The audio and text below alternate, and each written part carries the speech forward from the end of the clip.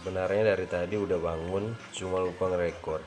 Nah, tadi malam selesai makan malam, kami melanjutkan perjalanan dan sampailah kami di warung daerah Pelandoang, tempat di mana biasa supir dan ojek bermalam di warung tersebut. Kami tak susah lagi mengeluarkan tenda, hanya saja mengeluarkan sleeping bag. Pagi ini kami tidak sarapan berat karena kami kira supir buru-buru. Jadi kami sarapan roti tawar plus susu kental manis. Dan tak lupa ngopi dong.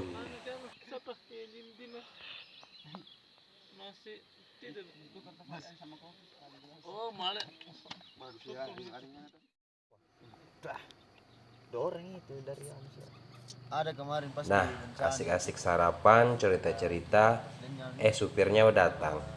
Bilang ke kita, mohon maaf, kami tidak bisa memberikan tumpangan kepada kalian dikarenakan alasan beban dan muatan. Karena di depan jalanan udah agak parah, kata sopir tersebut. Kami juga semua menerima dengan lapang dada. Ya, mau tidak mau, kami harus berjalan kaki dari Pelandoang menuju ke Sekolodang. Dan sebelum jalan, kami pamit dan mengucapkan terima kasih banyak karena kemarin udah memberikan tumpangannya kepada kami.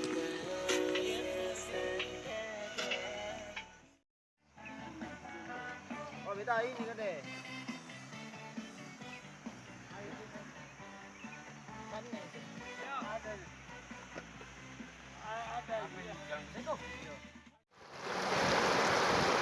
Kalau isi tuh terus dulu.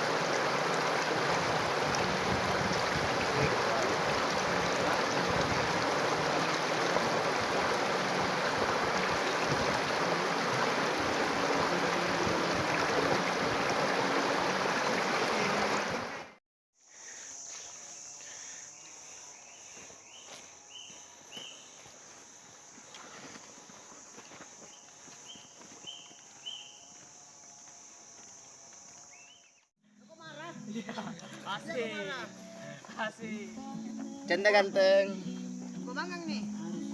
Dimas yang mungkin udah kelelahan. Dan kata teman-teman, ada 2 perdana yang ia lakukan di pendakian kali ini. Pertama, ia perdana untuk ekspedisi. Dan yang kedua, ia juga perdana untuk membawa kerel. Kami hanya bercanda dan ngisengin Dimas di sepanjang jalur. Oh, kira ada kayaan. Karena ekspresi dia yang membuat kita ketawa dan seakan bisa menghilangkan rasa lelah kami. Deh, lama tahu orang minum deh. Dia capek kerel nih tuh bang anu Mario. Ih, wih. Santai-santai. Ih.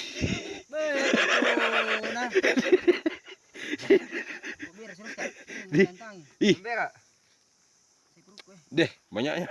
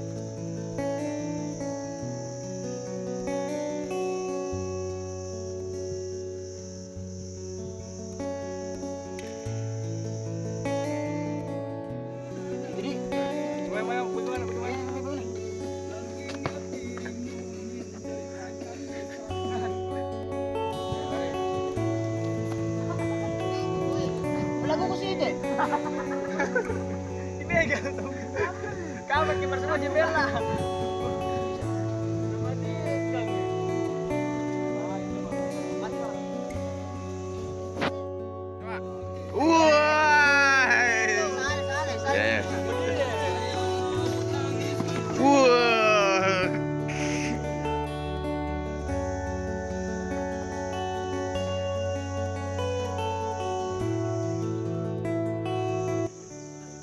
Kami singgah di pertengahan antara Pelandoang dan Sekolodang. Kami menemukan mobil double kabin yang tersisa hanya rangka. Kami juga tidak tahu persis apa yang membuat mobil tersebut menjadi seperti itu. Tapi ini bisa menjadi momen atau penanda bahwa di tempat tersebut ada mata air. Akhirnya jam 12 perut juga sudah bunyi. Karena sarapan tadi hanyalah pengganjal dan kami memutuskan untuk masak dan makan siang di sini. Karena sumber air juga dekat, karena setelah tempat ini hanya di Seko lagi baru ada mata air. Masak nasi kuning itu bang? Nasi santan.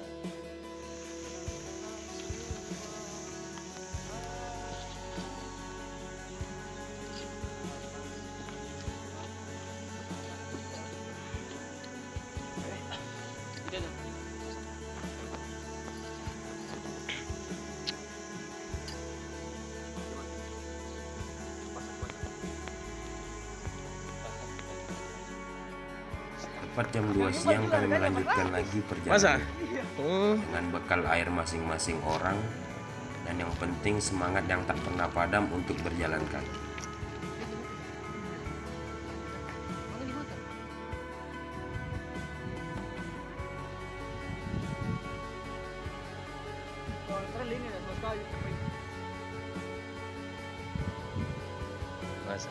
Kami istirahat sejenak di pinggir jalan yang view-nya menghadap langsung dengan pemandangan yang memanjakan mata. Sambil menunggu rombongan di belakang, kata teman-teman, sebat 2 batang lah, karena kita juga sudah memasuki Seko.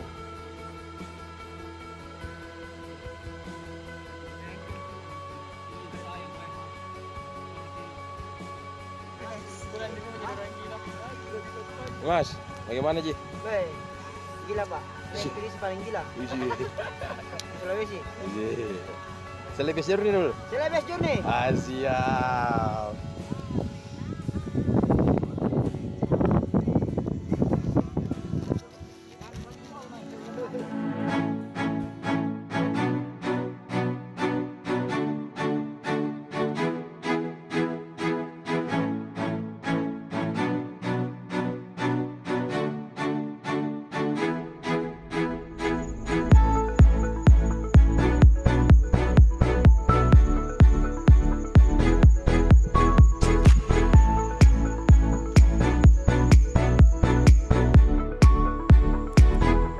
Man.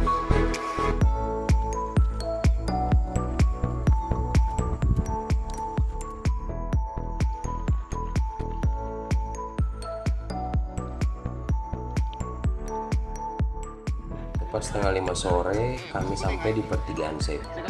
Ada 3 jam perjalanan lagi kita baru sampai di desa Sekoloda. Kami juga berjumpa dengan mahasiswa KKN dari asal kota Palopo yang kebetulan main di bukit persimpangan Seko. Mereka KKN di Seko Padang dan mereka naik ojek kalau nggak salah dari persimpangan 3 ke Seko Padang itu 150.000. Sembari menunggu rombongan belakang, kami membuat air berwarna dan sebatang 2 batang sambil menikmati keindahan Rodang di sana ya.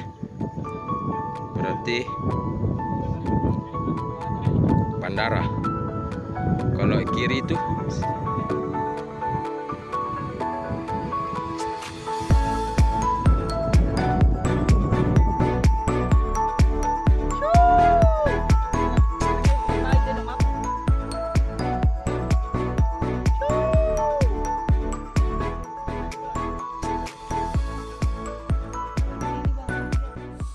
ternyata Dimas dan Wakwau, Kumbolo dan Ian datang. Mereka menaiki mobil yang tujuan Seko. Antara kesal dan gimana gitu. Tapi mau gimana lagi? Mungkin itu sudah jalannya dan rezekinya mereka.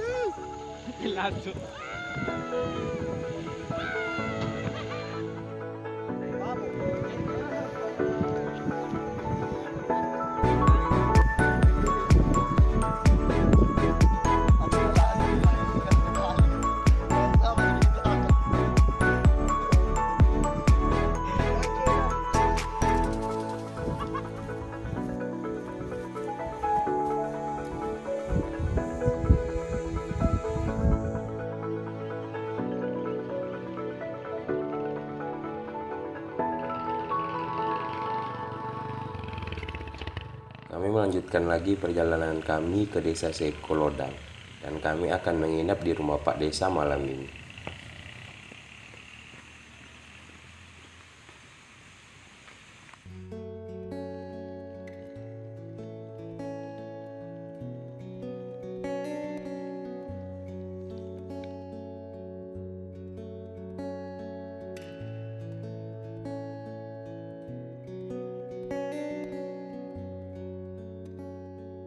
Kami break dan silaturahmi dengan warga setempat. Kebetulan Bang Rio yang ikut pendakian dengan kami kali ini pernah berprofesi sebagai ojek di Seko. Mungkin juga bahasanya udah fasih. Makanya Bang Rio yang kami sarankan agar bertanya jalur menuju Seko Lodang. Oke, hari ini hari kedua setelah dari Radang itu entah kecamatan saya lupa juga ya. Yang penting Radang itu di Mamasa. Masamba, sorry. Nah, dari Radang itu kita kemarin, saya tidak rekor kemarin, cuman karena kita masih memikirkan transportasi untuk ke sini itu ada atau enggak. Alhasil ada, cuman kita kemarin beruntungnya kita dapat mobil tumpangan, mobil proyek yang biasanya orang naik ke Seko, tapi biasanya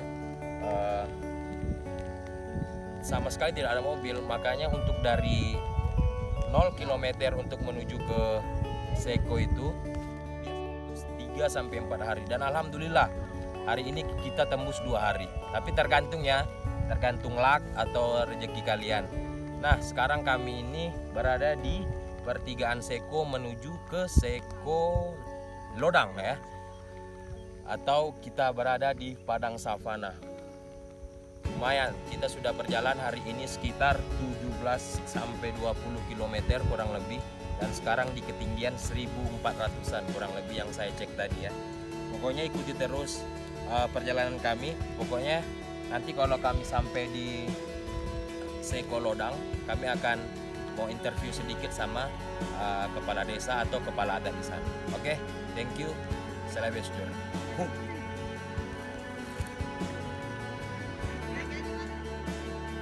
Dikit lagi, baru kita break.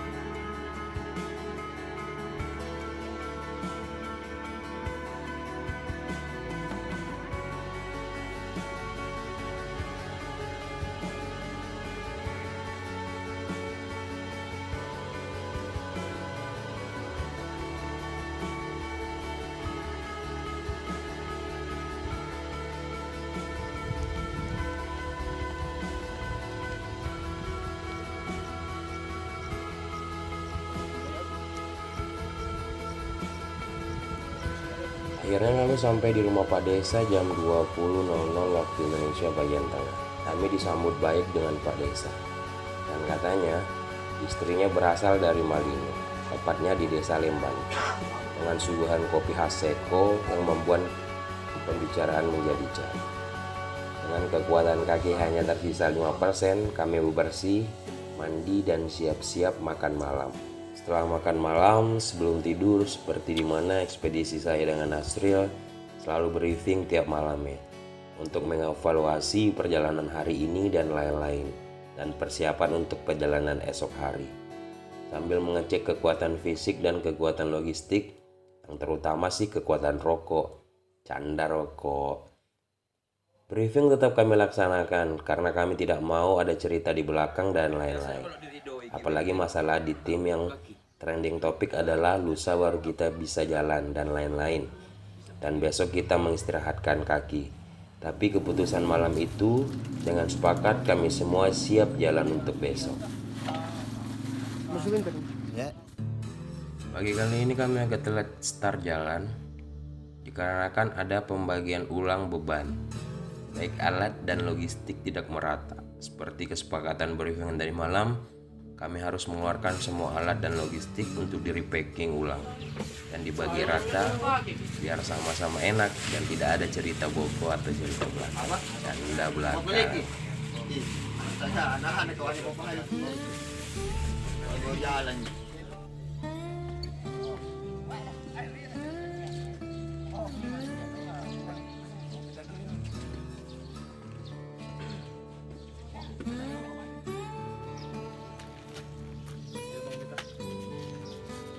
Tahu nggak, kami start jalan dari rumah Pak Desa itu super telat. Emang sudah ada perencanaan. Kami meninggalkan rumah Pak Desa setengah 11. Ya, walaupun matahari udah terik, tapi ini keputusan bersama. Gokil kan?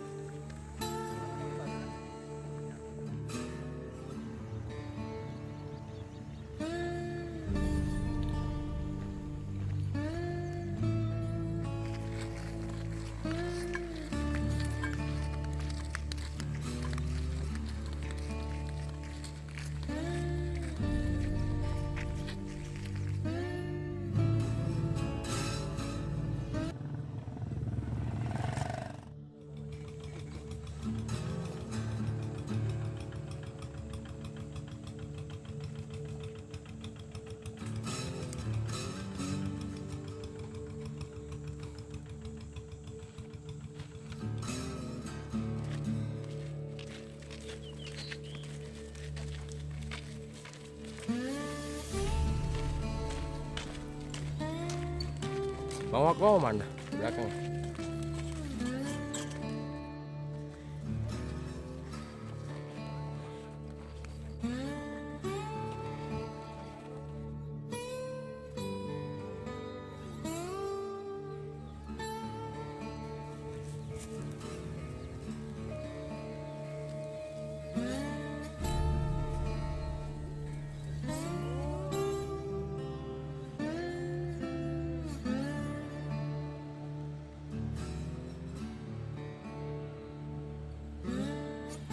Goyangkan jabatannya, goyangkan.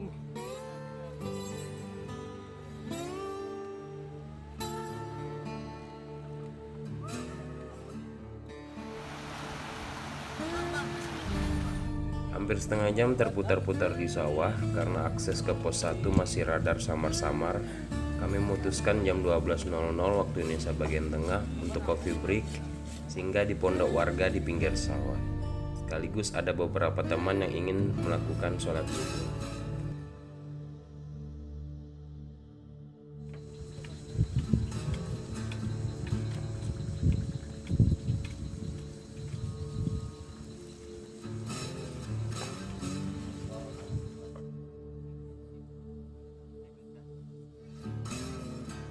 Juga ikut dulu Mas. Oh dading mang oleh.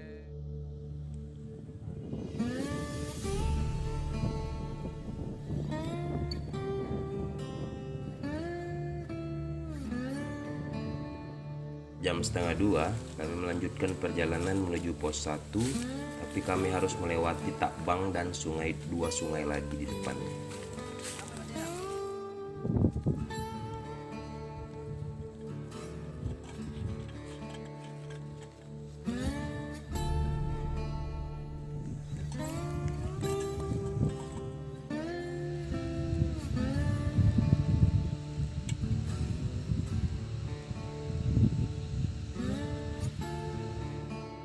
Kami tiba di Takbang.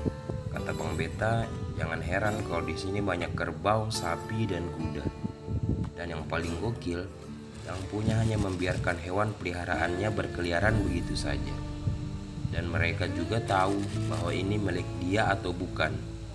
Konon ceritanya, satu kepala keluarga di Seko bisa memiliki 10-30 sapi paling sedikit. Luar biasa.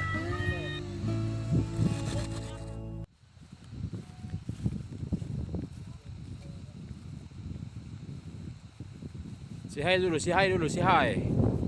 Wah, si hai.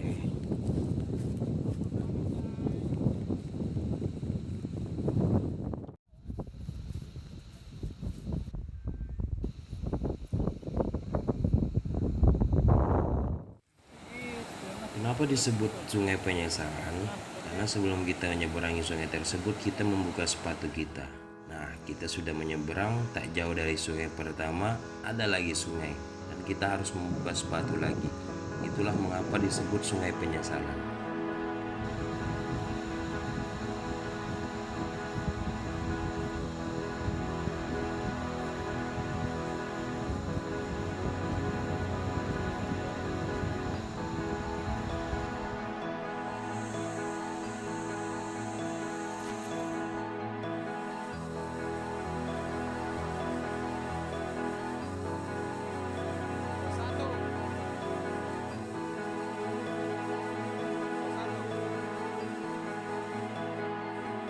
Akhirnya kami tiba di pos 1 sekitar jam 16.30 waktu Indonesia bagian tengah atau setengah 5. Kami segera mendirikan tenda dan melakukan aktivitas seperti bagaimana ketika kita sampai di tempat camp.